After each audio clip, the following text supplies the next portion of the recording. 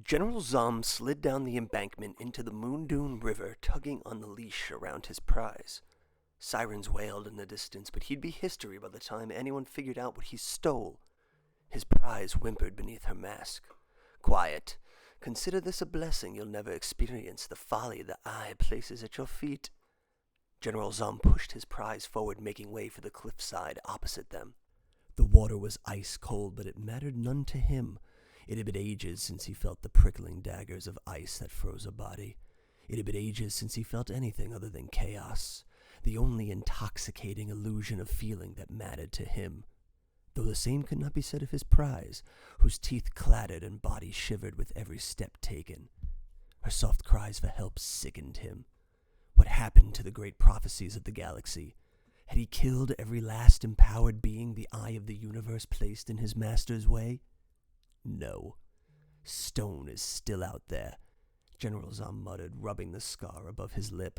It ran from his left eyebrow down across the thin slits he called a nose to his upper lip. A gift from his nemesis, Mason Stone, the most fearsome prophecy left in the galaxies. Zom had stitched the wound himself, though it never healed properly, and he refused every advance from the goddess of beauty to fix it herself. He wanted the reminder, not only for himself, but to every prophecy that tried to do what Mason Stone failed to do. Kill him. The river receded as they made their way onto the grassy knoll of the cliffside. Tiny iridescent bugs fluttered away as they kicked through the lush vegetation. As they approached the edge, Zom kicked at his prize's heels, forcing her to her knees. He took one last look at the mountain behind him, the camp on full alert. No doubt searching every last tomb and hut for signs of treasure taken. The fools would never even stop to consider the prize would be of flesh and blood. You might want to hold your breath. This part can be quite painful. General Zom grabbed hold of his prize, and with one swoosh of his cape they vanished from the land, leaving behind only their charred footprints etched in the rock. The trip to Dawn Cove was instantaneous and yet never-ending. A sea of cosmic light that stretched and contorted their bodies in ungodly shapes, stretched out like cooked spaghetti. His bones broke, his mind melted. He was nothing but atoms coursing through the stars. It was eternity, and yet it was instant, as the cosmic light melted into the void as the blackness of nothing took shape. They floated through it aimlessly, adrift in the black cosmic sea. For only that which is nothing can be transported to the land outside time and space. A rip in the void pulled them in. Encompassing white light filled their every pore as it put them back together again, resetting bones and restoring minds. Sight returned to General Zom as he stood upon the ruined steps leading to the ancient castle, Dawn Cove. His prize gagged. He removed her mask just in time for her to vomit. She was a queer little thing. No more than 10 and 5, with translucent skin that revealed neurons, arteries, and stimuli that comprised the innards of an exoskeleton. She had one eye like a cyclops in the middle of her face, with a slight slit for a mouth. "Deep breaths," General Zom said, handing her his wineskin. "The first time is always the hardest." Zom observed the horror around him. The castle sat upon a chunk of destroyed planetoid floating driftless in the void. Black smog drifted off the castle like heat waves dancing along the desert. The windows were barred, yet whole pieces of the castle were missing, exposing the decrepit interior. The steps leading to the door were thick slabs of cracked limestone the length of his legs. The doors towered above him, black ivory with the engravings of a black hole, the sign of the wrathful Titan. His prize squealed at the sight of it.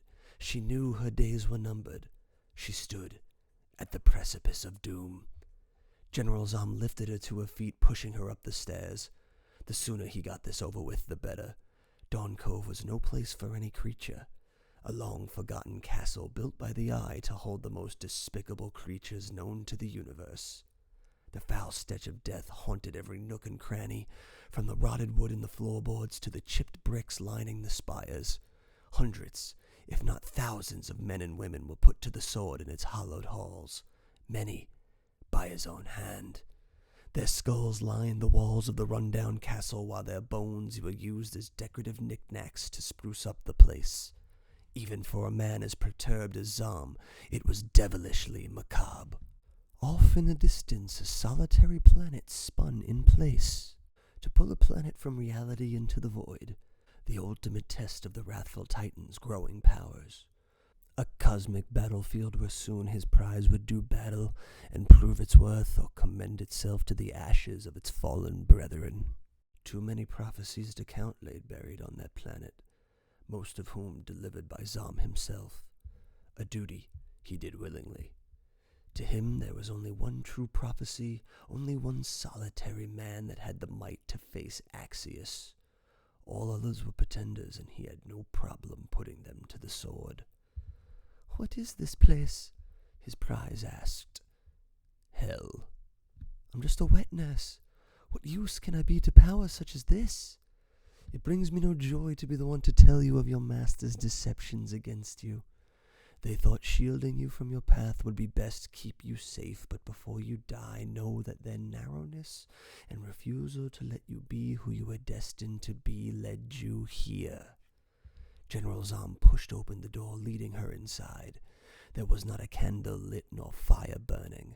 The vast chamber was as lifeless and void of energy as the world it inhabited, but Zom knew he was there. Darkness was Axius's best friend. In the black abyss of nothing, he could be nowhere, or he could be everywhere. A phantom of the night, a dark soul, an odious being strong enough to turn Dawn Cove to his whim. Zom often wondered if the Eye, in all its cosmic might, foresaw the events unfolding in its own prison, or if, like all the gods it had risen, was too pig-headed and full of itself to think such ruin could be laid upon its creation. Either way, it all led to the same ending. A love like he'd never known had taught him a long time ago that this destination was inevitable. Whether the Eye knew of the self-proclaimed God of Gods' plan or not, we were all headed to the same place. It was how we got there that was up to us to decide. Unfortunately for his love, her path ended long ago, slain on the battlefield by the evil hands of minions.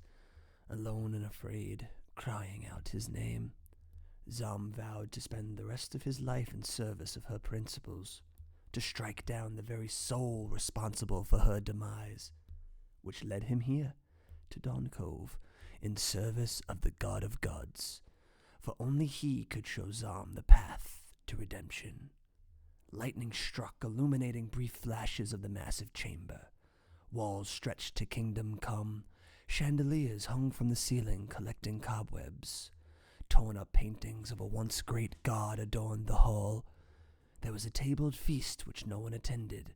The warm, succulent smell of roasted boar juxtaposed against the rotted interior of the castle halls sent a shiver up Zom's spine. This place was pure evil. In the brief flashes of light he became discernible, situated lavishly in his throne. Everyone heard the stories, but none thought them to be true. For what kind of man could withstand the force of space compounded into his body? But there he sat, tall as an oak, as broad as a bull, and as much a man as a fish was a reptile. The outline of his body remained, but whatever resplendent features he once possessed had been washed away, replaced with the vastness of space. Comets and asteroids danced around his pecs in confounding arcs meant to dazzle and confuse. He was a living tapestry.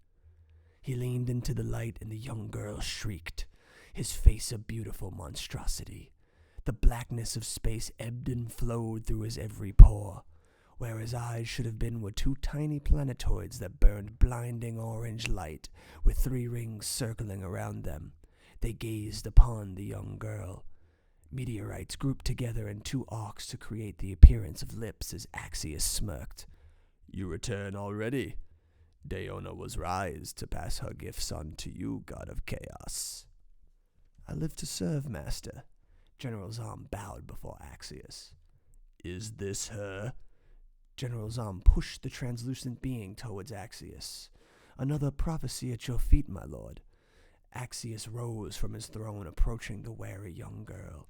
He caressed her cheeks, delighted to see the neurons exploding off beneath her skin at the cool touch of his fingers. "The Eye has grown brazen in his weakened state." A figure appeared behind the throne that caught Zom's eye. The human. Another one of Axius's queens, though in name only. She was as much a slave as any other being forced to live in exile with Axius. But this one had an air about her with a scent that he couldn't place but was quite familiar. Draped in wolf skins with yellow eyes like a she-beast, she stepped into the light with a flagon of ale, malice in her step. General Zom made a note to keep a watchful eye on that one. "I don't remember calling for wine," Axius said with thunderous doom. "Relax, Axius. There are but a handful of prophecies left to undo to be shown the way to the eye of the universe. Does that not call for celebratory wine?" General Zom lifted a cup from the table, offering it to the human cupbearer to fill. "You will refer to His Excellency by his proper title, God of Gods," the cupbearer said. "Easy, my queen. Zom is awarded a luxury most individuals will never enjoy." General Zom slugged down the drink in one gulp before tossing the cup away. "For I can do the one thing other gods cannot," General Zom said, caressing the back of his prize. "To the time tombs with this one." "No, I have other plans for a creature of this ilk. Lateralus." A frail old Theoden crept in, hunched over from a century of his spine closing in on itself. His white staff held him upright best it could, but the god was on his last legs. The god of creation suffered much in his last 100 years, and it seemed the hurdle to his last years of power would be fraught with much pain and hardship. Though you'd never know looking the god in the face. He had the eyes of a babe with the determination of a man centuries younger. There was still purpose left in his eyes. Purpose will keep you alive.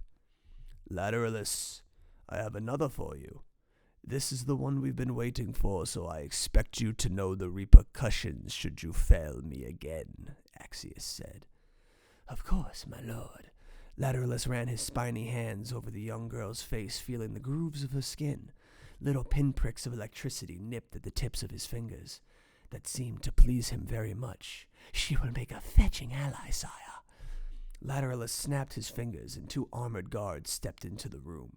General Zom relinquished the leash and watched as they led her into the darkness of the catacombs. "I can feel the eye's power weakening. Soon there will be no prophecies left for the eye to hide behind, freeing me from this prison and revealing the path to its station. Soon the whole of the multiverse will be mine to control," Axius said. General Zom filled up a hearty plate of meats and protein. "And how soon is soon? Not that I don't enjoy slipping from multiverse to multiverse killing chosen ones. It just seems like lately none of them have been worth the trouble." "None of them have been a match for your talents." "It's time." General Zom tossed aside his plate. "Truly, every night I see his visions of victory in the stars. It's time we end him once and for all." General Zom stepped towards the dais and bent the knee. "I have waited 4,000 days for him to show his face again. Speak his location and I will gladly bring you his head." The cupbearer winced, spilling her vase of wine. Axius backhanded her for the infraction. "The Mason's stone you have searched so brazenly for is still unaccounted. The Mason's stone I wish for you to find is but a boy searching for purpose," Axius said. A door creaked open, spilling light into the chamber room. 2 demon gods dragged a figure in. He was tall, with a green body and a bulbous shaved head, who had been beaten within an inch of his life. For all of time, the location of the earth upon which Mason Stone derives from has been a complete mystery, known only to a select few. Like our friend here. Keepers of knowledge, his species were, Axius said. The gods dropped the poor, downtrodden creature at Zom's feet. "Meet Altruin, the last Achayuin, and the only living creature who knows which earth stone hails from." The cupbearer bowed her head. "You can wipe the memories away, my dear, but destiny comes for us all," Axius said, wiping the tears from her cheek. "Bring me my queen's son."